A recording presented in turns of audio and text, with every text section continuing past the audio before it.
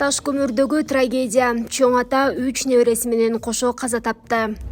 Кечээ 11 августта саат 17:30 чамасында Жалал Абад облусунун Таш көмүр шаарындагы Панфилов көчөсүндө жайгашкан турак үй өрттөнгөн. Кырсыктан улам чоң ата 3 небереси менен кошо каза тапты. Алар 1961-жылы туулган НМ аттуу эркек киши, 2015-жылы туулган АБ аттуу эркек бала, 2014-жылы туулган АЭ аттуу эркек бала, 2018-жылы туулган А аттуу кыз бала. Өрт кырсыгы болгон үйдө жогоруда аталган жарандар уктап калып каза болгондугу аныкталды. Жансыз денелерди күйгөн абалда үйдөн алып чыгышкан. Өрт кырсыгы үйдүн ичинде орнотулган кондиционердин иштеп жаткандыгынан улам келип чыгуусу мүмкүн экени айтылууда. Учурда өрт кырсыгынан каза болгон адамдардын өлүмүнүн себептерин аныктоо максатында соттук медициналык жана өрт кырсыгы эмне себептен келип чыккандыгын аныктоо үчүн өрт техникалык экспертизалар дайындалып, текшерүү иштери жүргүзүлүүдө.